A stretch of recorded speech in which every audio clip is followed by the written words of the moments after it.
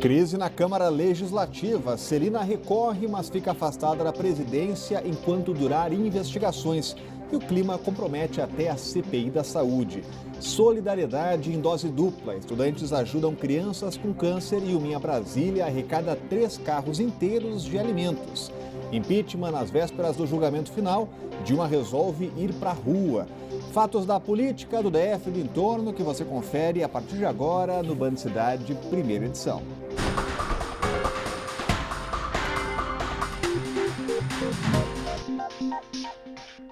Olá, boa tarde a você. E a Operação Dracon, a deputada Celina Leão fica afastada da presidência da Câmara Legislativa até o fim das investigações. A Polícia Civil e o Ministério Público querem saber se ela e toda a mesa diretora recebiam por fora parte dos mais de 30 milhões de reais liberados em emendas para empresas prestadoras de serviços de saúde.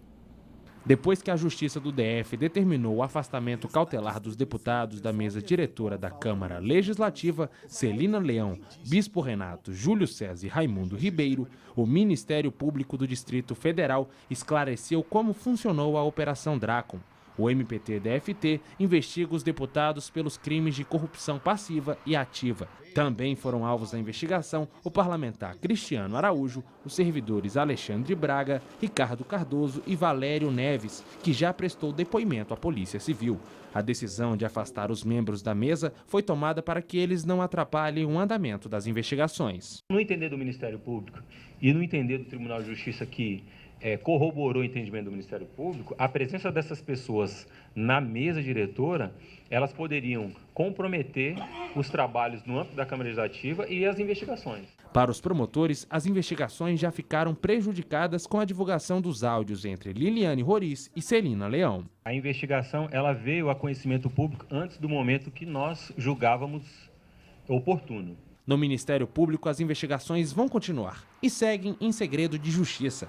Durante a operação, foram cumpridos 14 mandados de busca e apreensão na Câmara Legislativa e na residência dos investigados. Foram apreendidos celulares, computadores, documentos, dinheiro e joias. A Polícia Civil investiga o pagamento de 30 milhões de reais a empresas de prestadoras de serviço na área de saúde. Em troca, os deputados teriam recebido uma porcentagem desse valor. Tudo começou depois que a deputada Liliane Roriz divulgou áudios de conversas em que os parlamentares são citados e falam do suposto esquema de propina. Deixa eu contar o que vai acontecer hoje. Nós vamos falar com o secretário de saúde. A gente colocou o recurso para ele agilizar o negócio do recurso. Mas você tá no projeto, entendeu? Você não está fora do projeto, não. Você está no projeto. Mandei o Valério já falar com você. O deputado Chico Vigilante defendeu que os parlamentares afastados devem renunciar e disse que apresentou mais uma denúncia, a de que alguns computadores foram levados da Câmara antes da chegada da polícia. Um servidor de carreira tinha procurado um assessor meu aqui e viu o senhor Sandro transportando um computador. A presidente afastada da Câmara Legislativa foi a plenário para se defender. Ela acusou o governador Rodrigo Hollenberg de estar sabotando o trabalho da mesa diretora da casa, já que Celina fazia oposição ao GDF. Em discurso, ela garantiu que acredita nas investigações do Ministério Público e aproveitou para se defender do caso do sumiço dos computadores da sala da presidência. A gravidade de um colega hoje colocar que um assessor meu pegou o computador, eu estou colocando aqui que nenhum assessor meu tirou nenhum computador meu, até porque eu não uso computador. E o GDF se manifestou dizendo que apoia a operação e que pediu investigações internas na Secretaria de Saúde. Sobre a suposta retirada dos computadores, a Polícia Legislativa analisou as imagens do circuito interno e nega que os equipamentos tenham deixado a Câmara. A Polícia Civil também tem as imagens, mas ainda não se manifestou sobre o assunto.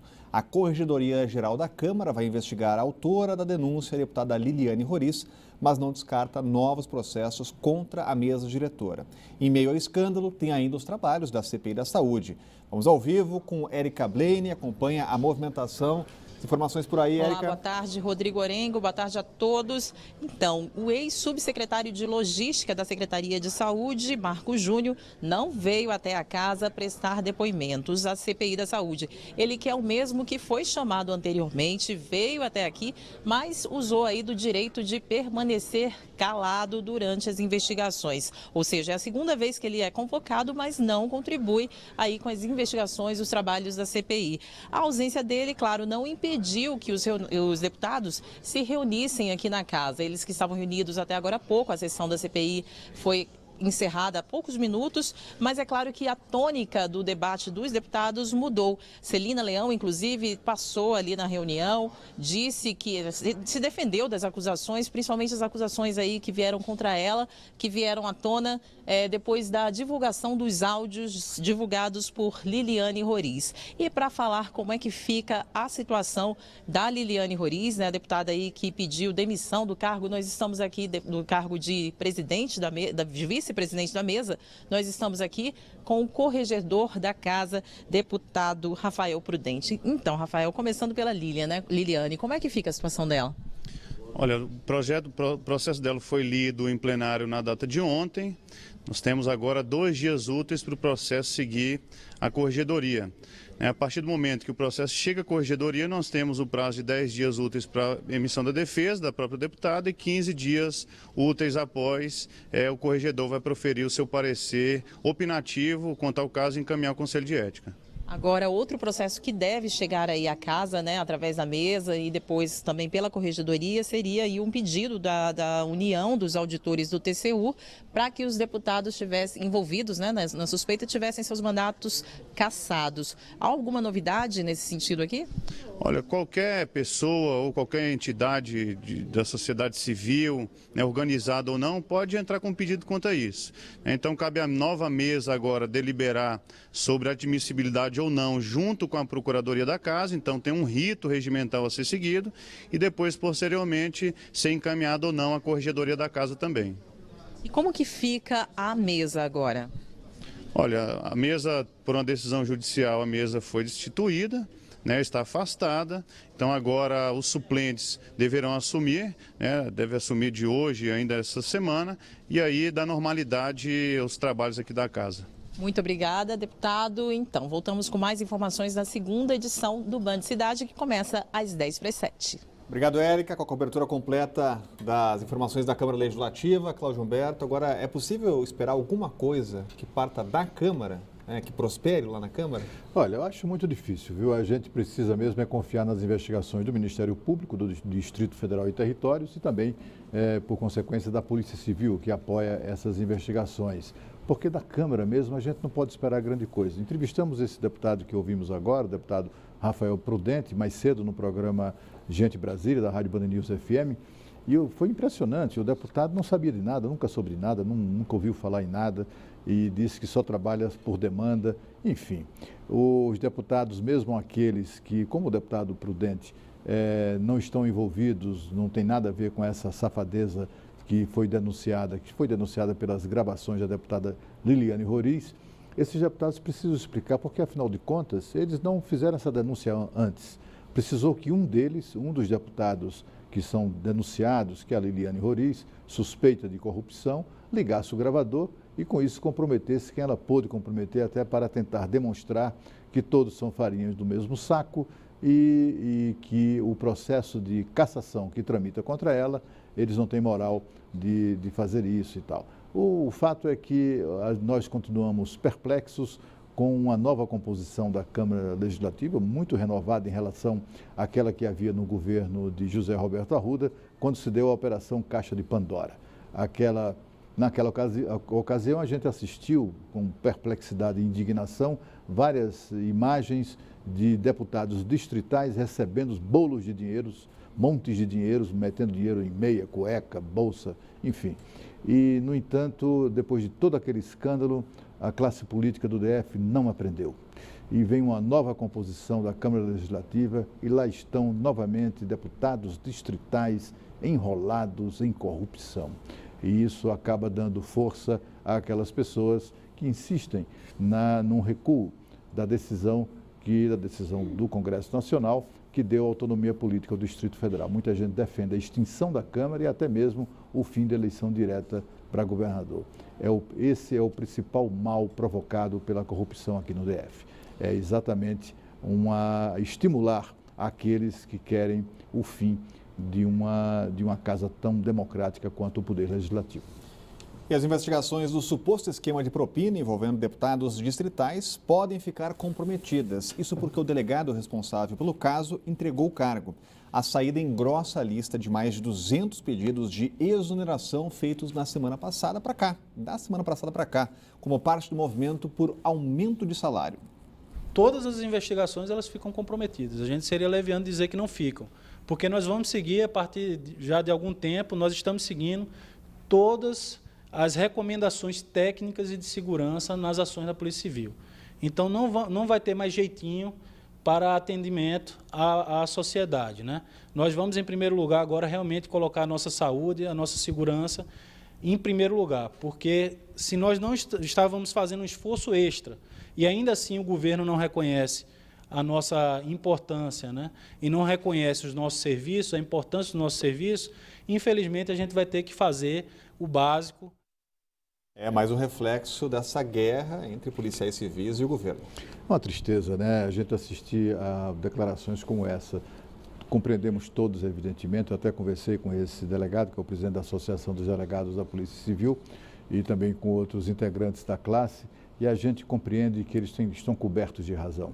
As demandas que eles encaminham, as reivindicações que eles fazem, são justas. É claro que sim, mas nós vivemos numa situação crítica. O GDF quebrou, assim como o governo federal também faliu. O governo federal está recuando, está discutindo o recuo do aumento, por exemplo, que foi atribuído à Justiça. É um aumento que vai onerar os cofres públicos em mais de 50 bilhões de reais até 2019. Portanto, assim, é um momento péssimo para que a Polícia Civil, delegados, agentes, etc., pretendam forçar a barra para a obtenção de uma equiparação salarial ou para a manutenção da equiparação salarial, que por mais justa que seja, não é oportuno, né? Quando o delegado disse ali que agora a prioridade será a segurança e a saúde, eles se referem à segurança e à saúde deles. Com relação à população que lhes paga os salários, essa está roubada.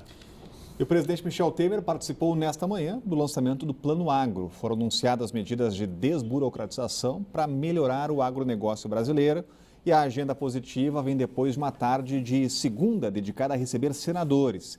Temer entrou de vez na articulação por votos favoráveis ao impeachment e os detalhes ao vivo com a Renata Dourado, até porque está chegando a hora, né, Renata? Boa tarde. Está chegando a hora, né, Rodrigo? Boa tarde para você, para o Cláudio Humberto, para todos que nos acompanham. Para você ter uma ideia, entre segunda e terça, o presidente em exercício Michel Temer se reuniu com 9 senadores, alguns deles indecisos, né, exatamente para tentar articular aí.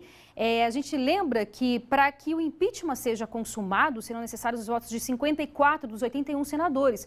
Mas o governo quer trabalhar, o governo em exercício quer trabalhar com uma margem maior, até para mostrar força política. Então, eles tentam trabalhar aí, convencer algo em torno de 63 senadores, exatamente como a gente disse, para demonstrar essa força política. Por outro lado, a presidente afastada Dilma Rousseff também tenta aí se articular para não alcançar esse número de 54 senadores. E não só essa articulação está no âmbito político, ela também vem participando de movimentos sociais. Ontem participou de um movimento, hoje ela participa também de um ato, de uma solenidade aqui em Brasília, que vai ser às 7 horas da noite, lá no Teatro dos Bancários. Então, pessoas, né, que são contrárias ao processo de impeachment estão aí se articulando e no processo democrático, né, demonstrando e falando o que acham, e a presidente afastada vai participar hoje. A partir de amanhã começam a ser ouvidas as testemunhas. Ao todo serão 8 testemunhas, 6 de defesa, 2 de acusação. A previsão é que isso dure na quinta e na sexta-feira. Pode ser que se estenda também até a madrugada de sábado.